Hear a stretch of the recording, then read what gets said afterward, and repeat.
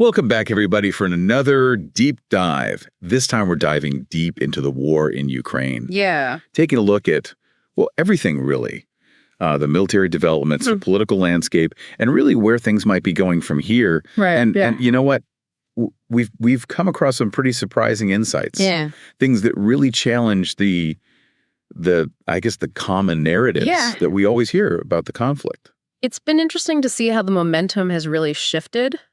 Each week, it seems like there's news of, territories changing hands, and especially on the Russian side. I mean, look at the recent capture of Toretsk, for example. Yeah. This wasn't just any town. Right. This was a strategically important city in the Donbass region. Yeah, I mean, Toretsk, it was formerly known as Zerzhinsk. And the Ukrainians had actually built a pretty robust defense network there since 2014. Oh, wow. So for the Russians to capture it really signals a shift in, their capabilities and their resolve. It's almost like the fall of those 2014 defenses is kind of a turning point. Yeah. You could say in this war. And we're seeing this across multiple fronts, not just in Toretsk. I mean, places like Krasnohorivka, Avdiivka, Pisky, Soledov, Kharkov, even strategically important base towns have all come under Russian control. Yeah, we've seen reports that, the Ukrainians are struggling to maintain their defensive lines. Yeah, it's quite a contrast between, the confident Russian advance and what we're hearing about the Ukrainian defenses. Troop shortages. I mean, some reports say that Ukrainian troops are outnumbered 5-1. Yeah, you have to wonder if Ukraine is approaching a breaking point. Yeah.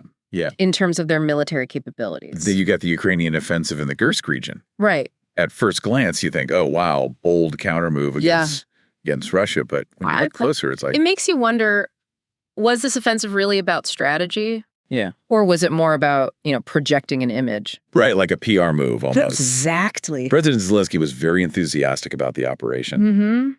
But the scale was very limited, right? Yeah, they were targeting this village. Yeah. Rizskaya Konopelka.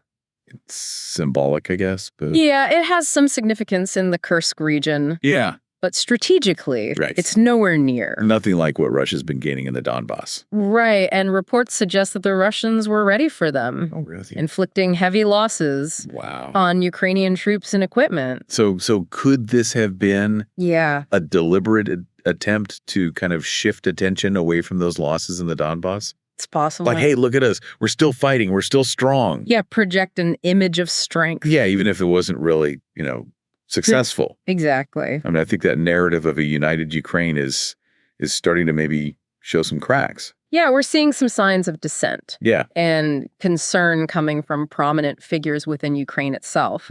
Kyiv Mayor Vitaly Klitschko. Yeah. Not holding back in his criticism of how Zelensky's managing the war. And then you have the intelligence chief, Kirilo Budanov, saying that Ukraine has maybe 6 months. 6 months? To turn things around. Wow. Which is pretty alarming. Yeah, that seemed to line up with some reports that in April of 2024, Ukrainian officials basically admitted to American counterparts privately that they were losing the war. Yeah, a conventionally lost war. Wow. And that's when they shifted to these unconventional tactics. So the Kursk offensive, the drone attacks, all this stuff, it's almost like a desperate attempt to change the course of the conflict. When you look at this proposed peace plan, it seems like it's offering concessions. On the surface, yeah. But it doesn't address any of Russia's fundamental security concerns. It's almost like they're going through the motions. Yeah. It's very performative. Just to appease the West? Possibly. And then if Russia says no... Yeah, then they can say, well, we tried. Yeah. And blame Russia for the stalemate.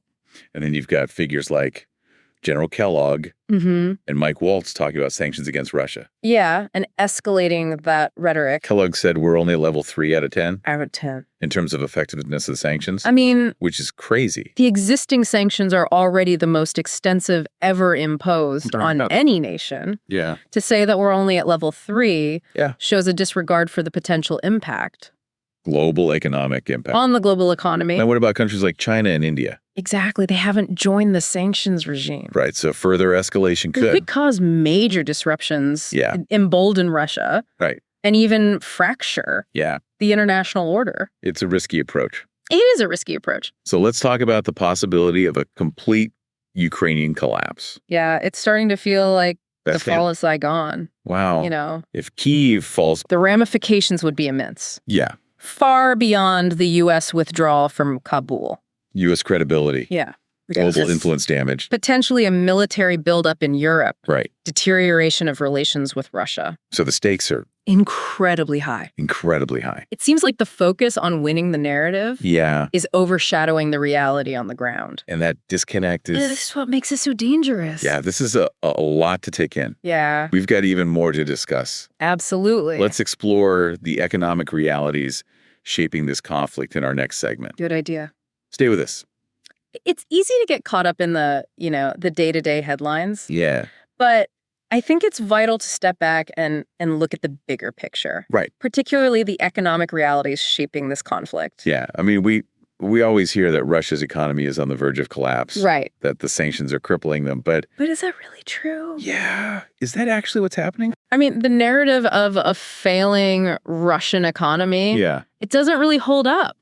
When you look at the facts. So what facts are we talking about? Well, for example, we've seen some surprising economic data coming out of Russia recently. Like their GDP growth. Exactly. I mean, the upward revisions from 3.6% to 4.1% for 2023. Yeah, and their projections for 2024 are also 4.1% growth. Which is pretty significant. Yeah, especially considering the war and the sanctions. Seems like the sanctions, while they're having some impact, they might actually be driving a kind of economic transformation. Yeah, I think that's a key point. Within Russia? With Western companies pulling out. Yeah. It's created opportunities for domestic businesses. And they're having to kind of, become more self-sufficient. Exactly. And we're seeing growth in manufacturing. Oh, interesting. Especially in sectors like machine building, transportation, pharmaceuticals. So the idea that Russia is completely reliant on energy exports. That's becoming less and less true. That might be outdated. They're diversifying. What about the argument that they're running out of resources? For the war effort. Yeah, to actually keep fighting. Well, again, the evidence doesn't really support that. I mean, Russia has huge reserves of natural resources. Right. And a very robust industrial base. They're a massive country. Exactly. And they're also getting better at circumventing the sanctions. Finding ways to get what they need. Exactly. And we saw that report about the Orlan missile production. Right, they're ramping up production. To the point where they could conduct these massive missile strikes. Across Ukraine. Yeah, on a scale we haven't seen before. Which is a worrying development. Yeah, it shows that we can't underestimate. Russia's capabilities. Yeah, Russia's capabilities. Exactly. So if the sanctions aren't working. Right. And the military situation is getting worse for Ukraine. What are the options? What can they do? Well, it seems like some in Washington want to double down on the current strategy. Even though it's not really working. Right. It's like they're stuck in this cycle of escalation. General Kellogg's calling for a ceasefire. But the Russians have made it clear that they won't accept a ceasefire without certain conditions. Without addressing their security concerns. Exactly. So it's a stalemate. Right. The U.S. can't force Russia to negotiate from a position of weakness. And the longer this goes on, the more Ukraine suffers. And the greater the risk of this spreading. Beyond Ukraine's borders. So what's the end game here? It's hard to say for sure. Yeah. But I think we have to acknowledge that this probably won't end with a clear victory for either side. That's negotiated settlement, as messy as it might be, is really the only way to stop the bloodshed. To prevent things from escalating further. Exactly. But to get there, Yeah. We have to face some hard truths. Truths that some in the West don't seem willing to confront. It's easier to believe in these simple narratives that Russia's about to collapse or that Ukraine can still win. But wishful thinking won't bring peace. We need realism. We need to recognize the realities on the ground. And a willingness to actually negotiate. With those we disagree with. It feels like we're at a turning point.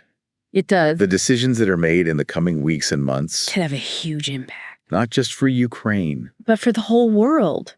Things are changing so quickly. It's a fluid situation. We have to stay informed. We have to seek out different perspectives. And really think critically about the information we're getting. It's easy to feel overwhelmed by all the news and analysis. I mean, we can't tune out. This conflict matters.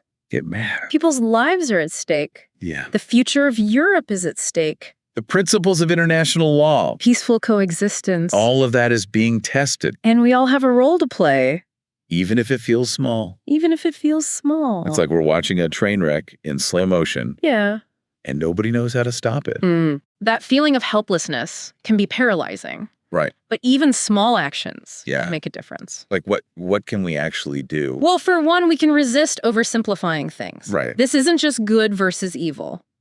It's tempting to pick a side. Right, but that doesn't help us understand or find a solution. So we need to challenge those simple narratives. In our own minds and in our conversations. And be more informed. Engage with the complexities. And support organizations that are providing humanitarian aid. The suffering in Ukraine is immense. Any contribution can help. Absolutely. There are so many people whose lives have been turned upside down. Displaced from their homes. Yeah, facing unimaginable hardship. We can't forget about them. It's easy to get caught up in the big picture stuff. The geopolitics. But we have to remember the individual stories. Of loss. Resilience.